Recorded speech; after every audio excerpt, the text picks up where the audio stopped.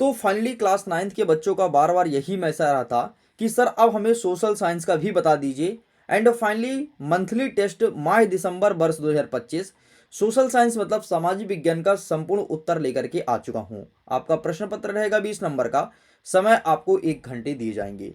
तो चलिए वीडियो को करते हैं शुरू और देखते हैं क्या होगा इनका सही उत्तर। प्रश्न नंबर 1 कह रहा है सही विकल्प चुन करके लिखो। पहला नंबर कह रहा है कि 1906 में एम्पीरियल फॉरेस्ट रिसर्च इंस्टीट्यूट की स्थापना कहाँ हुई थी। एंड हमारे ऑप्शन है दिल्ली, देहरादून, कोलकाता और मुंबई। तो इसका सही आंसर लगाना है ऑप्शन नंबर बा, देहरादून इज करेक्ट आंसर। हमारा सेकंड नंबर कह रहा है लोकतंत्र बचाओ का नारा 1977 में किसने दिया था। तो इसका सही आंसर लिखेंगे ऑप्शन नंबर आ, जयप्रकाश नारायण आपका सही उत्तर हो जाएगा।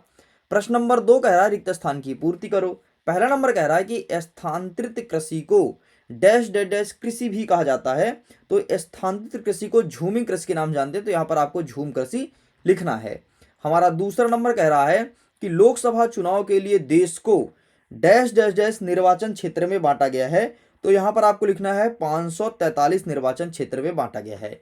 बाकी इसका आंसर भी मैं बहुत अच्छे से लेकर के आया हूं, ये देखो बाकायदे आपको पीडीएफ के तौर पर मिलेगा, परेशान मत होना। एक एक चीज का आंसर यहां पर दिखाया गया, जैसे पहले का आंसर देहरादून, दूसरे का आंसर जयप्रकाश नारायण हो जाएगा। एंड प्रश्न क्रमांक 2 का पहला हो जाएगा तुम्हारा झूम कृषि और दूसरे का उत्तर हो जाएगा 543 निर्वाचन क्षेत्र। चलिए आगे बढ़ते हैं। प्रश्न नंबर 3 कह रहा है एक वाक्य में उत्तर दीजिए। पहला नंबर कह रहा है एक अमेरिकी आदिवासी समूह मुख्य रूप से कौन सी फसल उगाते थे। मतलब अमेरिकी आदिवासी का समूह है और वो कौन से फसल का उत्पादन करते थे, प्रश्न पूछा है। तो इसका आंसर हो जाएगा मक्का, वो लोग मक्का की फसल का उत्पादन करते थे।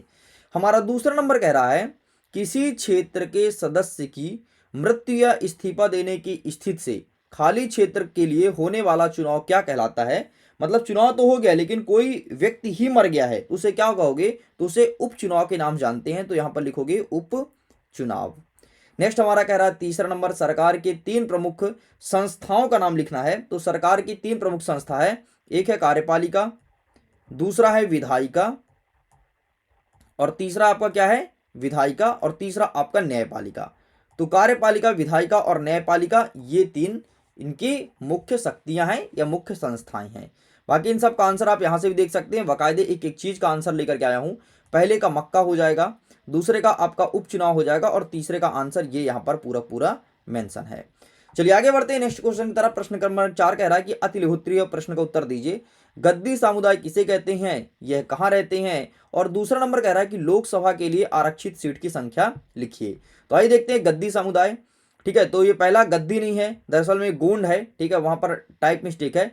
तो गोंड समुदाय एक आदिवासी समुदाय होता है और ये मुख्यतः मध्य प्रदेश, छत्तीसगढ़, महाराष्ट्र और उड़ीसा में रहते हैं। ठीक है, तो यहाँ पर प्रिंट मिस्टेक है, गद्दी नहीं है बल्कि गोंड है।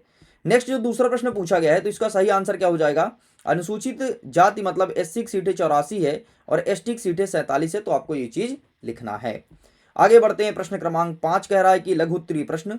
पहला नंबर कह रहा है कि महाराष्ट्र में रहने वाले धंगर चरवाहा समुदाय का सामाजिक जीवन कैसा है। दूसरा नंबर कह रहा है कि लोकसभा के लिए आरक्षित सीट की संख्या लिखना है। एंड तीसरा नंबर कह रहा है कि सामूहिक उत्तरदायित्व का अर्थ बताना है और इसे स्पष्ट भी करना है। आइए दिखाते हैं इसका आंसर। तो ये रहा सबसे पहले महाराष्ट्र वाला, एंड ये रहा सेकंड नंबर। ठीक है, एंड ये रहा थर्ड नंबर का आंसर। इस प्रकार से पूरा पूरा होता है कंप्लीट। जैसे कि मैंने आपसे प्रॉमिस किया था कि क्वेश्चन आंसर विद सोल्यूशन दिखाऊंगा, तो ये रहा आपके सामने विद सोल्यूशन। बाकी इसका पीडीएफ भी डाउनलोड कर सकते हैं, लिंक डिस्क्रिप्शन बॉक्स में दिया गया है। और भी सब्जेक्ट का वीडियो अपलोड कर दिया हूं, जाकर के आप सभी सब्जेक्ट का वीडियो और ऐसे ही पीडीएफ आसानी से देख सकते हैं। मैं वीडियो एंड करता हूं। Thanks for watching.